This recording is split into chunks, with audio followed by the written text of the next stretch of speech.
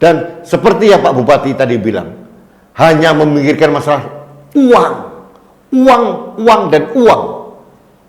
Tidak ada mental untuk melayani. Tidak ada mindset bahwa aparatur sipil negara itu dibayar negara untuk melayani rakyatnya. Dia hanya robot yang bekerja sesuai dengan jam dinasnya.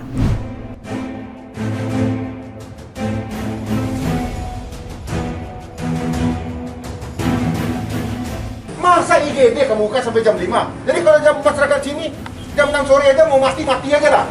Kami nggak tugas lagi begitu. Kan udah saya perintahkan, kamu ada nggak? Ada, Pak. Malah, kenapa nggak kamu laksanakan? Kenapa surat ini yang kamu pakai? Surat apa ini? Ini mudah-mudahan ini Pak Presiden mendengar juga ini. Tolonglah ASN itu, Menteri Dalam Negeri itu berikan kewenangan kepada kami agar kami bisa menindak orang-orang yang nggak layak ini semuanya. Mereka terang-terang menantang. Mereka nggak mau, ini ada surat ini tadi itu. Coba bayangkan ada surat pernyataan tidak mau tugas ditandatangani. Karena yang selama ini bupatinya memang nggak peduli. Masyarakat saya mau mati, maka nggak ada peduli bupatinya. Makanya menurut Ombudsman, servis levelnya di Solo ini paling hancur sedunia. Halo sahabat Indonesia, kita bertemu lagi dalam Opini Rudi. Sahabat Indonesia, barusan sudah sama-sama menyaksikan video dari Kabupaten Solo di Sumatera Barat. Jujur saya sedih dan saya sangat mengerti kegeraman dari Bupati Solo Ebiardi Asda. Marah dia, emosi dia, dan menurut saya wajar. Nah, bagaimana mungkin ada kecelakaan lalu lintas di depannya puskesmas, kemudian dibawa masuk ke puskesmas, karena itu sudah jam 5 sore, petugas puskesmas dengan enteng saja mengatakan kami sudah tutup, ini sudah di luar jam kerja, padahal di sana ada UGD, unit gawat darurat. Nah, begitu ditegur oleh bupati, enteng saja kepala puskesmas ngomong, Pak, jam kerja kami hanya sampai jam 17.00 dengan membawa surat.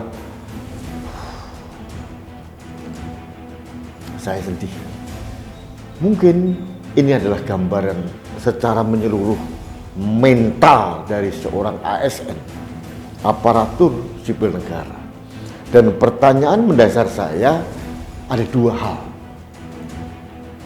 Mereka-mereka ini pasti sudah mengikuti penataran atau training revolusi mental di era Pak Jokowi periode pertama. Dan yang kedua, kita mempunyai kementerian PAN dan RB, Kementerian Pendayagunaan Aparatur Negara dan Reformasi Birokrasi, tentang revolusi mental. Ini mengkonfirmasi sinyalemen yang disuarakan langsung oleh Bapak Presiden bahwa hanya sekitar 27% ASN yang memilih Presiden Jokowi dan sebagian besar justru tidak memilih Presiden Jokowi. Artinya 73% ASN ini meskipun sudah diberikan pelatihan revolusi mental masih mempunyai mental koruptif dan tidak mendukung administrasi pemerintahan Presiden Jokowi. Nah, apalagi mohon maaf ini saya tidak mengungkit ya di Sumatera Barat gitu ya, di mana Pak Jokowi hanya menang sekian %, gitu ya, kalah telak dari lawannya Pak Jokowi waktu itu. Tapi saya tidak masuk ke arah pilpres. Ini adalah masalah mental aparatur sipil negara yang bobrok, koruptif, dan seperti yang Pak Bupati tadi bilang, hanya memikirkan masalah uang, dan uang. Tidak ada mental untuk melayani. Tidak ada mindset bahwa aparatur sipil negara itu dibayar negara untuk melayani rakyatnya. Dia hanya robot yang bekerja sesuai dengan jam dinasnya. Di sisi ini kemanusiaan mereka sudah hilang. Padahal yang dihadapi adalah masyarakat di sekitarnya. Ini kan luar biasa jahat otak ASN seperti ini. Yang berikutnya adalah kemana fungsi dari Kementerian PAN dan RB ini. Pendayagunaan aparatur sipil negara dan reformasi birokrasi, apa kerjanya? Hanya masalah administrasi saja. Kalau masalah administrasi saja, itu seharusnya adalah domain dari BKN, Badan Kepegawaian Negara. Cukup sudah, tidak perlu ada kementerian, bubarkan saja kalau memang tidak ada manfaatnya buat negara ini. Sahabat Indonesia, saya sangat mengerti handicap atau batasan-batasan yang dialami oleh Bupati Solo Epiardi Asda. Dia baru dipilih tanggal 26 April 2021, masih berapa bulan. Dan ada undang-undangnya bahwa 6 bulan ke depan, selama 6 bulan ini, dia tidak boleh berbuat apa-apa, termasuk merombak struktur dari dinas-dinas yang ada. Selama 6 bulan, dia terpenjara dengan mental kepala-kepala dinas dan aparatur di bawahnya peninggalan bupati yang lama, yang dikatakan bobrok, kata dia begitu. Artinya apa, saudara? Selama 6 bulan ke depan, administrasi pemerintahan di Solo, Sumatera Barat tidak bergerak, stagnan. Nah, inilah yang saya kritisi. Dan saya yakin ini pun terjadi di daerah lain. Bupati, wali kota, atau gubernur tidak bisa bergerak apapun selama 6 bulan ke depan. Karena apa? Dibatasi oleh aturan.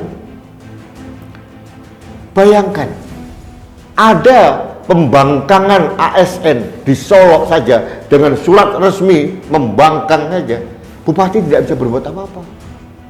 Kenapa? Terlalu banyak ASN ini diberikan kemewahan, tidak boleh ditindak, harus menunggu dari komisi ASN dan macam-macam. Terus apa fungsinya bupati? Apa fungsinya wali kota? Apa fungsinya gubernur? Pusat dalam hari ini Kementerian PAN dan RB dan juga BKN atau mungkin juga Presiden harus mencoba menata ulang peraturan-peraturan yang ada. Jangan sampai kasus-kasus di Solo ini terjadi lagi di daerah lain. Saya secara pribadi sangat empati dengan kegundahan dan kebingungan dari Bupati Solo Epiardi Asda. Kasihan sekali. Dia dalam video menyoroti beberapa proyek-proyek yang amburadul peninggalan bupati terdahulu. Ini juga menjadi masalah. Kenapa? Dia tidak bisa mengganti kepala dinas di eselon-eselon 2. Kenapa? Dibatasi undang-undang. Selama 6 bulan ke depan tidak boleh berbuat apa-apa. Sahabat Indonesia, Indonesia terkenal sebagai negara birokrasi, dan mohon maaf dengan segala hormat saya, birokrasi yang sangat koruptif dan bobrok, hanya mengacu pada undang-undang, mengacu pada peraturan, padahal undang-undang peraturan itu bisa dirubah kapan saja. Jangankan undang-undang atau peraturan atau pergub atau permen atau perpres atau perbub atau per wali kota. Konstitusi saja, Undang-Undang Dasar 1945 sudah 4 kali diamandemen. Di dunia ini hanya satu yang tidak boleh dirubah, kitab suci. Yang lain buatan manusia bisa dirubah. Kalau apa? Kalau ada niat baik. Keluhan Bupati Solo tidak boleh dianggap enteng, karena ini mencerminkan di daerah lain juga begitu. Kalau Menteri Dalam Negeri, Menteri PAN dan RW tidak bergerak, apa jadinya birokrasi ini? Sedih saya. Sekali lagi saya menghimbau kepada pusat, Kementerian PAN dan RB, dan Kementerian Dalam Negeri, tolonglah ya, gunakan semua instrumen yang ada untuk membantu para bupati, wali kota yang sedang menata daerahnya. saya juga melihat memang ada bupati wali kota baru yang semena-mena, akhirnya dibatasi dengan undang-undang selama 6 bulan tidak boleh merombak kabinetnya gitu. Tapi harus ada perkecualian. Jangan buta dan kaku kayak kacamata kuda berdasarkan peraturan. Coba Pak Menteri Dalam Negeri Tito Karnavian dan Pak Menpan RB Cahyokumolo yang mulia yang terhormat, lihat terjadi di Solo. Beberapa ASN tanda tangan resmi pakai materai menolak untuk dinas di luar jam kerja.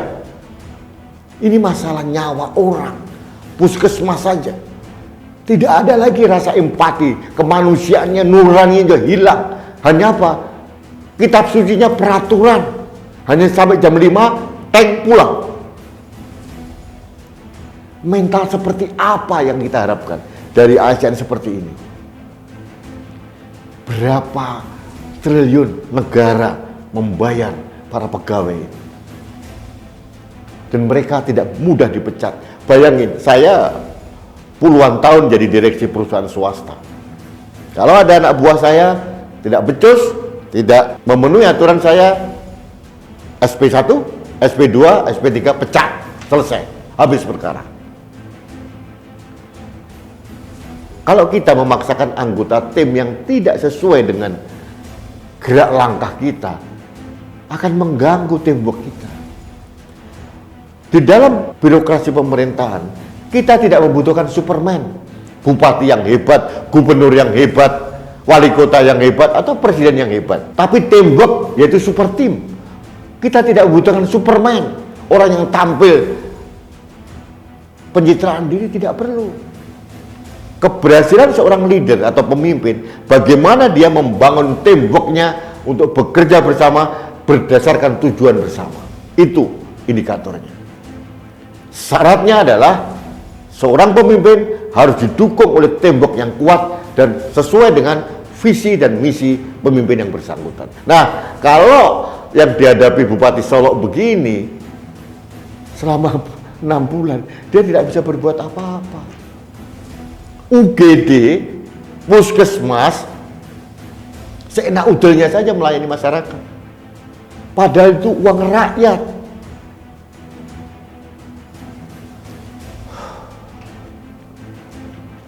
Sahabat Indonesia,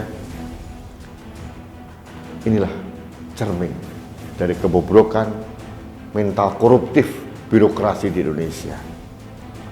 Dengan segala hormat saya, dengan segala respek saya atas niat baik Presiden Jokowi untuk memperbaiki, mereformasi birokrasi, belum ada tanda-tanda keberhasilan, Bapak. Dan seperti yang pernah saya bilang kepada Bapak secara langsung 1,5 ke 2 tahun yang lalu, saya katakan masih diperlukan pelatihan revolusi mental atau karakter dari ASN dengan penyesuaian-penyesuaian. Saya sudah langsung mengatakan kepada Bapak waktu itu. Konsep saya pun sudah saya sampaikan. Ada perubahan modulnya, perubahan sistem pelatihannya, dan perluasan skop yang dilatih. Bukan hanya ASN, bukan hanya pegawai BUMN. Konsep saya sudah saya berikan kepada Presiden. Tapi ternyata tidak dilakukan. Saya tidak tahu, mungkin dianggap tidak penting oleh Presiden. Tapi yang jelas saya ingin mengingatkan saja, pada pidato Bapak di Sentul waktu itu, setelah kemenangan Bapak di periode kedua, bahwa visi yang pertama dari pemerintahan Jokowi Ma'ruf Amin adalah pembangunan dan pengembangan SDM. Bagaimana kita tidak hanya membuat SDM Indonesia ini pintar, tapi juga religius, dan yang paling penting adalah nasionalis dan mempunyai jiwa untuk Indonesia ini. Ini yang saya sesalkan dan belum terjadi apa-apa, tapi saya menunggu. Siapa tahu akan dibangun berikutnya. Karena saya hanya rakyat kecil yang ingin mengingatkan kepada presiden saya, presiden yang saya dukung dari dulu sampai sekarang, bahwa visi yang pertama adalah pembangunan dan pengembangan SDM. SDM seperti ASN di Solo. Apakah seperti ini yang Bapak inginkan?